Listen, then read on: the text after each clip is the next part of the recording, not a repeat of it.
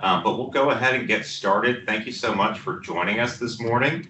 My name is Thomas Hartman. I serve as the Bureau Chief of our Direct Administered Housing in the Office of Long-Term Resiliency at FloridaCommerce.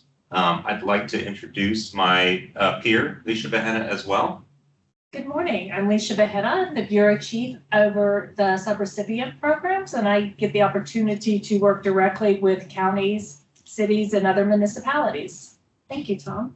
So we're so glad to have this opportunity to share about the process of our 2023 and 2024 storms funding, as well as receive input on what needs remain and how we can best assist your community. So thank you so much for being here again.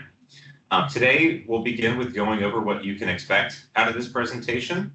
This presentation will cover some Office of Long-Term Resiliency Program highlights, the 2023 and 2024 storm CDBG DR funding timeline, our state action plan development process, the communities that are eligible to receive this funding, and our housing program and subrecipient infrastructure program outlines. Lastly, we will close with allowing time for questions. So to start things off, I'd like to provide some background information on what our office does. FloridaCommerce is the governor-designated state authority responsible for administering all United States Department of Housing and Urban Development, Community Development, Block Grant, Disaster Recovery funds awarded to the state. This excludes funds directly allocated by HUD to counties and cities. The Office of Long-Term Resiliency utilizes these funds to support long-term resiliency for housing, infrastructure, and economic development in Florida communities impacted by disasters.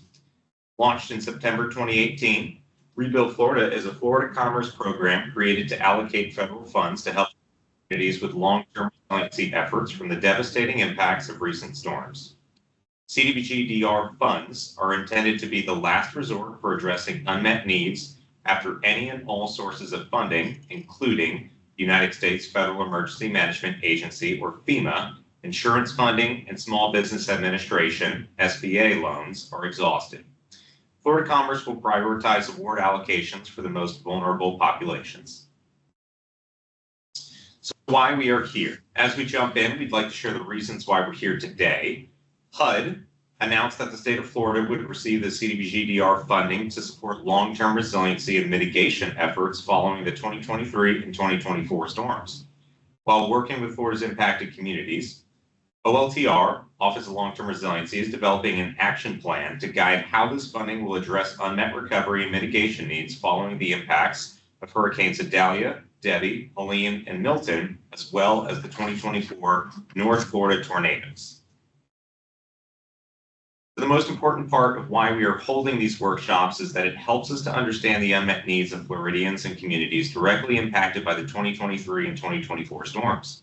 As we implement programs funded by more than $925 million for eligible counties, it is crucial to provide opportunities for input from communities around Florida. So it's imperative that these workshops provide opportunities to hear directly from those like yourselves that were impacted by these various storms. These workshops also serve to assist in mitigation of future disasters for Florida communities to be more resilient. On this slide, you can find the CDBG Disaster Recovery Program timeline, beginning with disaster impact and FloridaCommerce's progress for awarding funding through the CDBG DR grant. It's a 10-step process, and the first step is the publication of allocation announcement notice, which happened earlier this calendar year. Then there is an unmet needs assessment and action plan development. That is currently where we are. We are gathering information and talking to communities around the state to understand the unmet needs as we develop the action plan. The third step will be the outreach, which we're doing now. As we complete that process, the draft action plan will be posted for a 30-day comment period. The fifth step is to include the final edits and review of edits to the action plan that will be based on input. Following that, we will submit our action plan to HUD, and this action plan is going to describe how we believe the money should be spent in the state of Florida. HUD will review and they will review upon submission, and they have 45 days to review and approve. Following that period, We go into a time period where we're going to sign grant agreements and do other items so that we are officially ready to roll and release these funds. As soon as that happens, we will publish policies and procedures for the different programs that will be implemented under the 23-24 storms. A little bit about the history of the Office of Long-Term Resiliency HUD funding. As you can see on this slide, we have received disaster recovery and mitigation funding back to Hurricane Hermine Matthew. Those programs are just about to be wrapped up. We're happy to say that Florida will be is the fastest state in the nation to spend their disaster funding from that time period, getting the money back to the individuals and the communities that need assistance. We are currently, the next storm we will wrap up is Hurricane Irma, where we've helped lots of homeowners and we've had infrastructure projects throughout the state as well. Hurricane Michael impacted the Big Bend area in North Florida. We are currently very active in that area. We have wrapped up a very successful housing program, and we are currently working on infrastructure type projects. Hurricane Sally impacted the far west of the Panhandle in Florida. That is a relatively new storm, and we are currently working with 5 counties there. Hurricane Ian came in and caused a lot of devastation to the state. It followed a very similar path to Hurricane Irma. We were awarded a large amount, $910 million, where we are heavily focused on repairing and replacing homes to impacted homeowners. The state of Florida is also fortunate to have a mitigation grant for $680 million, where throughout most of the state of Florida, we are engaging with communities to do mitigation activities to prepare us for future storms. And the last bullet point is the 24 award that we will be receiving. As you can see, currently we have $4.3 billion in HUD disaster and mitigation funding.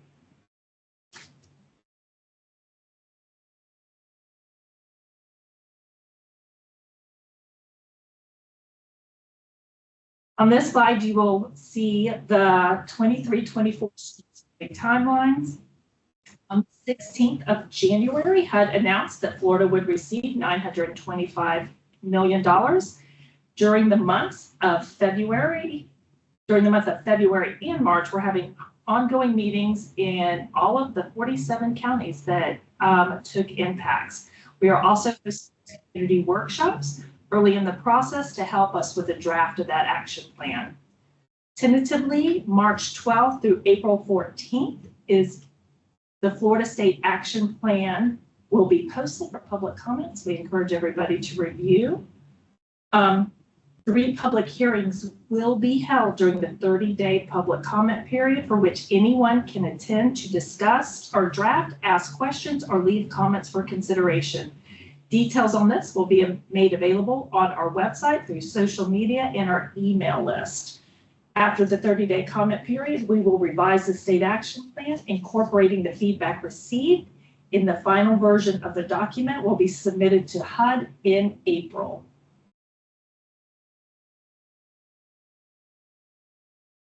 So we've talked about the timeline for developing the state action plan, but what is an action plan? State action plan provides a high-level strategy for how funding will be used to address unmet recovery and resiliency needs following disasters. FloridaCommerce is leading the state's effort to create the action plan, which is developed by required input from stakeholders, community members, community leaders, and community-based organizations to help ensure the impacted communities recover from the 2023 and 2024 storms. Community workshops we're hosting, including this one, are how we receive the feedback from you. To note, the action plan is due to HUD on April 21st, 2025. The 30-day public comment period is prior to the action plan submission, and the 45-day HUD review period is after the submission of the action plan. Following publication of the Federal Register notice published on January 16th, 2025, 47 counties have been identified as most impacted in distressed or mid areas and are eligible for 2023 and 2024 storm CDBG-DR programs from the state of Florida. In the aftermath of the storms, HUD identified 22 mid-counties and 25 additional counties have been identified by the state of Florida as being state mid-counties. These counties will be served directly by the state of Florida, Commerce, and Rebuild Florida. On this slide, you'll find a list and a map that shows the counties that are state-designated mid-areas as well as the HUD-designated mid-areas. This list and map can also be found on our website. So let's talk about some potential programs under this CDBG-DR funding stream led by FloridaCommerce. Some of the programs for this CDBG-DR funding will possibly include housing programs such as the Housing Repair and Replacement Program and the Workforce Affordable Housing Program. For many programs, our housing program will likely run to support communities impacted by the 2023 and 2024 storms.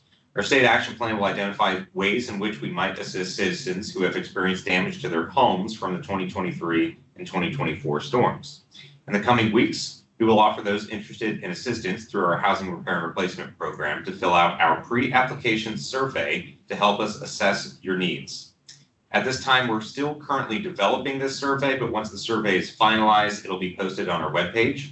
If you're interested in housing assistance, please visit the 2023 and 2024 storms webpage. If anyone has questions about the pre-application surveys today, we'll invite you to come forward once this workshop concludes. One of our team members will be happy to assist in answering your questions. You can also contact FloridaCommerce at 850-717-8404 for assistance. The Workforce Affordable Housing New Construction, Workforce Recovery Training, and Infrastructure programs. In the past, we can historically talk about some of the awards that we've issued through these programs. Part of the reason that we're seeking this feedback is so we can allocate the funding appropriately based on both the needs assessment and workshops like these. Once that action plan is approved, we'll begin designing our program to meet the needs of the community members. And once the program is launched, those who are eligible and completed the pre-application survey will be invited to apply to the open application portal. Other citizens who are interested in applying will be directed to our application portal. Applicants in the housing program will be served in a phased process. It will be designed to serve the most vulnerable individuals first. So those in phase one will be served first, then phase two, and so on until all eligible applicants have been served or until funds are completely obligated and or expended. Those who are approved will begin the process of having their homes repaired and replaced. It begins with application. We'll walk through damage assessment, environmental review, award, and eventually general contractor assignment. So let's talk about some success stories in previous programs, specifically our Hurricane Michael housing program, which encompassed 12 counties in the Florida Panhandle. We've seen some successful completions of home reconstruction, and this slide that you're looking at portrays a great example of one of those stories. This is a complete reconstruction in Ebro, Florida, in Washington County. It's a 3-bedroom, 2-bath home. The awarded amount to complete this project was about $268,000. Key turnover was June 13th, 2023. This new build included resiliency measures such as impact-resistant windows, green building standard efficiencies, and impact-resistant doors. Another great success story we'd like to share is of our current housing program. It's the Hurricane Ian Housing Repair and Replacement Program. In this slide that you're looking at, just before and after photos of a complete reconstruction of a 3-bed, 2-bath home in Crescent City, Florida, in Putnam County. The award amount to complete this project was about $342,000. The applicant applied for this program on May 6, 2024. Construction was completed on November 11th, 2024, 205 days between the time the applicant applied to the program and the time that they were ready to move into their new home. This home again includes resiliency measures such as impact-resistant windows, abatement of lead-based paint, impact-resistant doors, home built to 2023 Florida Building Code.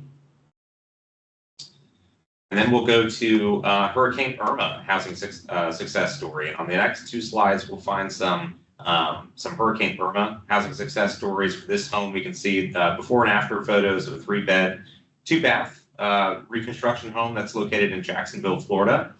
We completed construction of this project in November 2023. Again, home built to code, impact resistant windows, doors, brand new roof for that homeowner as well. On the next slide, we can see more before and after photos of a Hurricane Irma housing project. This was in Clewiston, Florida, 3-bed, 2-bath.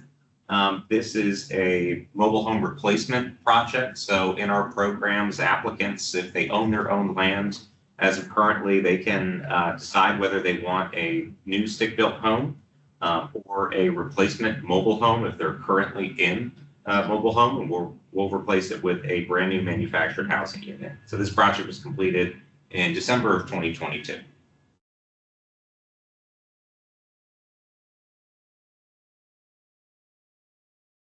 On this slide, you can see some of the additional potential programs that FloridaCommerce is looking at offering through the 23-24 funding. We are looking at an infrastructure repair program and a hazard mitigation match program. And these will be programs that we'll work with local municipalities on.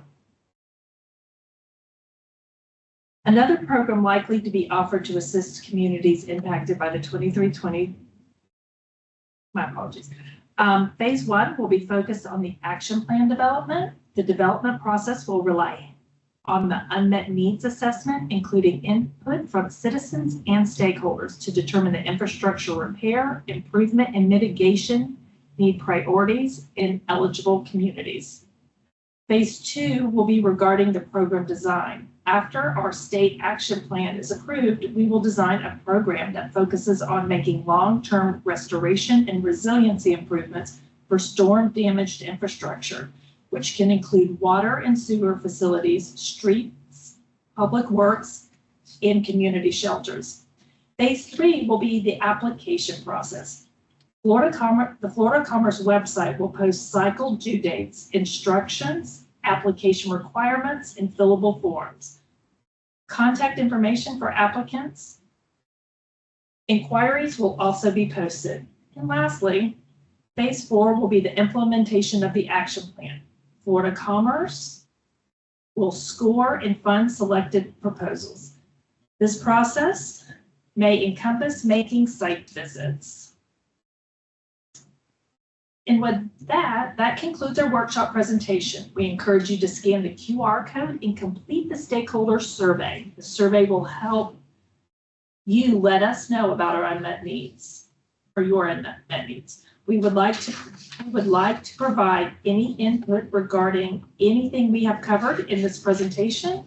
We will now take some time for your questions or comments. At this time, we will take a 5-minute break to allow for feedback to be input into the chat. We will now mute ourselves, and once we return, we will address any comments you might have.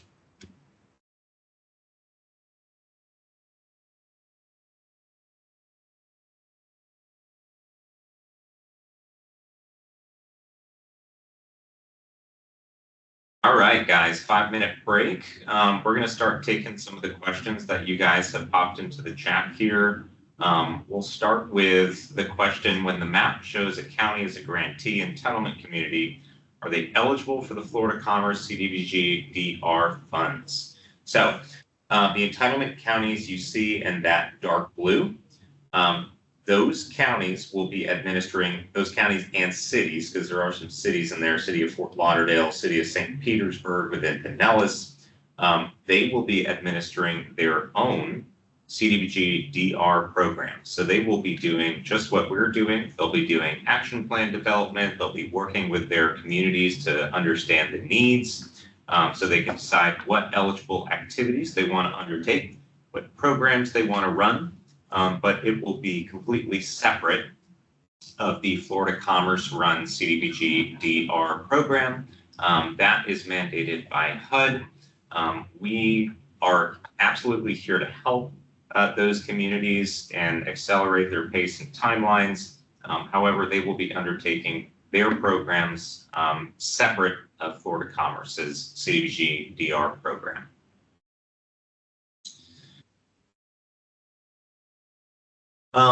There's a question, would love some expansion on it, and or, you can email your questions to the 2023-2024 storms at commerce.fl.gov if we think it's maybe a bigger conversation than a question that can be answered in this forum. We'd love some information about how data sharing and communication can be improved between Florida, Rebuild Florida, and local counties and LTRGs. So when we talk about information and data sharing and communication, that's a three-pronged statement and or question there, right? Data sharing, very sensitive. Applicants' data that we bring in, whether it be from FEMA, whether it be from SBA, or whether it be from the application that they submit to our program, is very sensitive. We'd love to be helpful when we can, right? But we have to respect Privacy Act laws and regulations. We have to respect, the applicant's information that they share with us. However, there are portions of statuses, application statuses, that we will be making transparent as HUD's universal notice requires us. This go around to publicize statuses of applications, redacting personally identifiable information, of course, but on our website, you'll know all applications that are submitted to Florida Commerce, when that application period began, the application status, when we project intake will be opening for each program, which applications are under review, which ones are approved, disapproved, application number identifiers. All of these things are required by HUD. We will be abiding by and complying with these requirements from HUD. So our website, our disaster recovery specific and 2023 and 2024 storm specific website will have real-time information on applications taken in and their unique status. In regard to communication, we're getting better and better with each iteration of these storms at working with our stakeholders, be it constituents in your communities or the communities themselves, and making you guys aware of these programs, of better understanding the needs at the lowest level, right? These disasters start local and end local.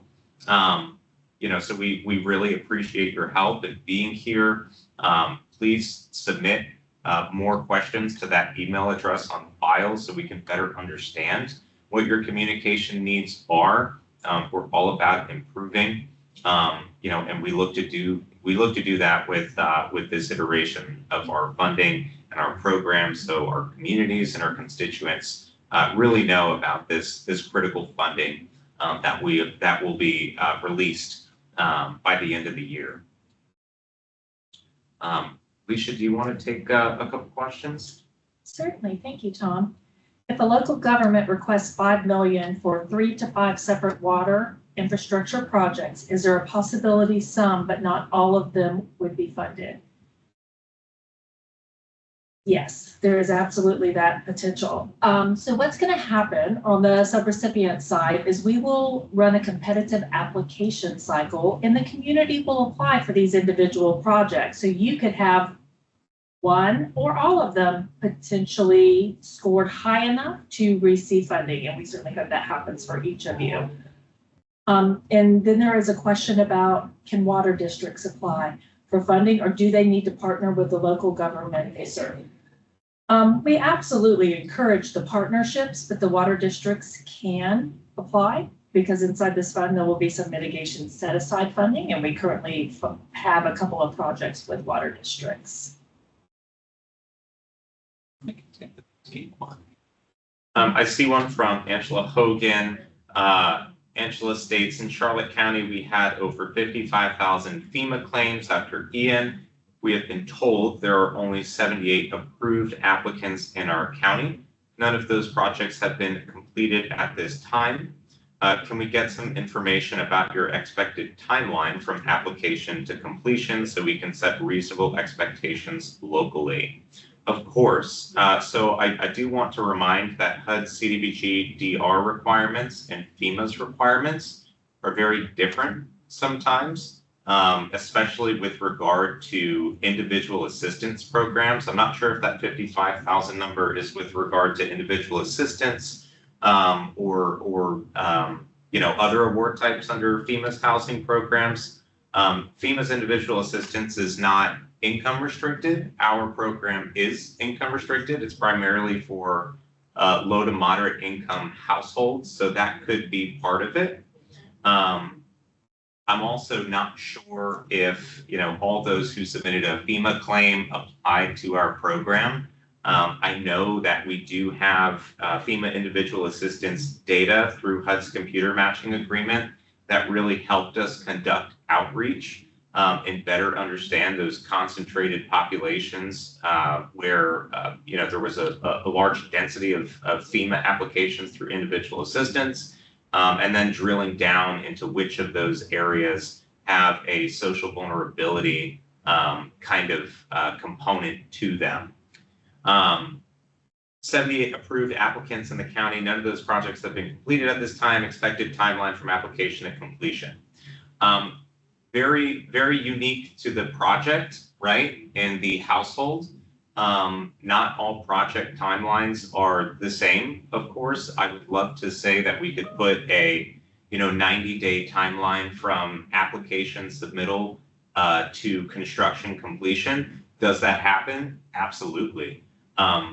However, could that be doubled or potentially tripled because of requirements at the local level or because of documentation that we may need from a household to make them eligible to begin with? Absolutely.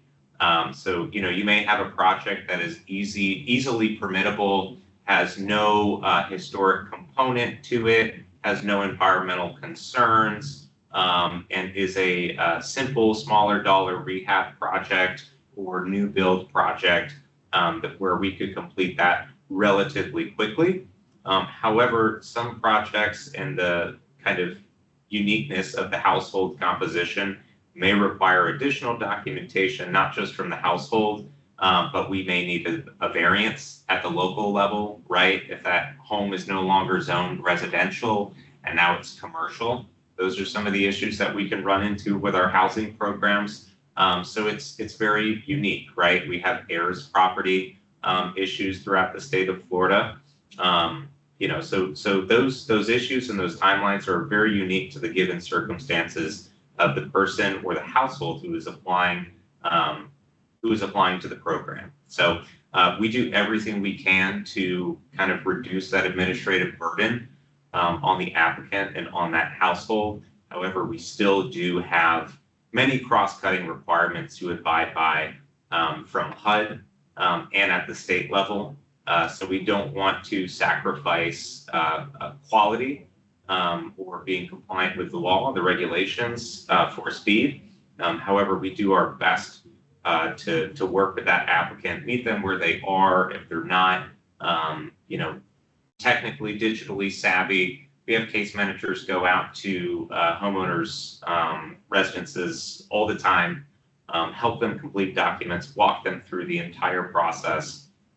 And we also absorb long-term recovery group case managers into our program. So it's not, for lack of a better word, a cold transfer from an LTRG case manager to a program case manager. We know that trust is a huge part of these programs, these government run programs. So we want to make sure that we're cognizant of that. And we're making sure that trust is established early on and it's carried all throughout the application process.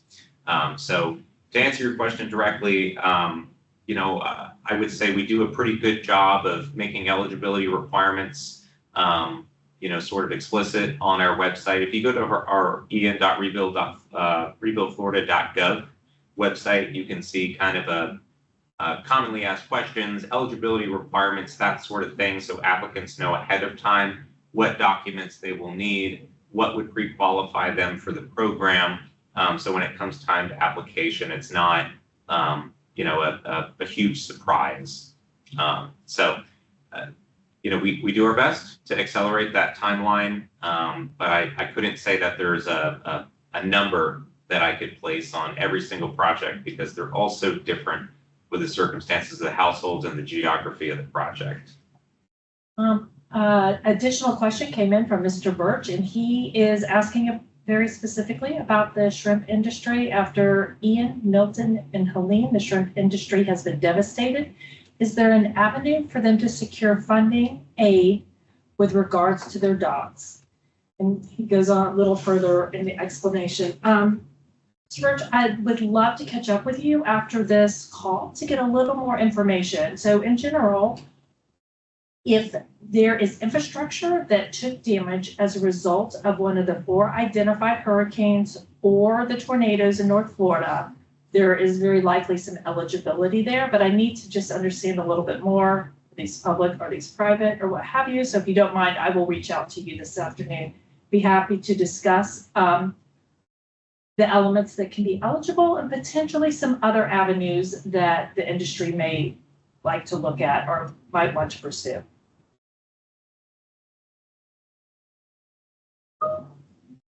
All right, guys, we're going to answer a couple more questions, and then the rest of them notate and reach out to you guys with answers and responses. Will there be a copy of this recording? Would like to see the allocation information? Yes, this presentation will be posted online and distributed to everybody on this call.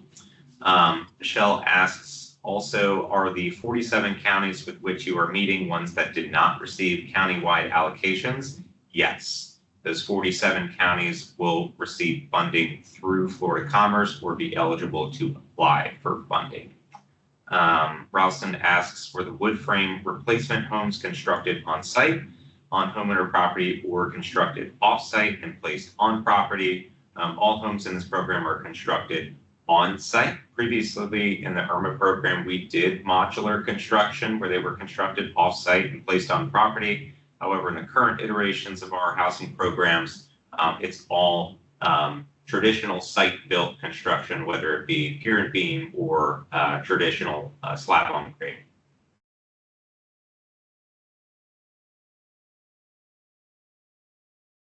Jesse asked, what's the time frame for the HMGMP and infrastructure program application cycle? After we are complete and the grant agreement is signed with HUD, which we anticipate to be in October, the information will go up on the website, and we anticipate opening application cycles at the end of the year for awards to be made at the beginning of 2026.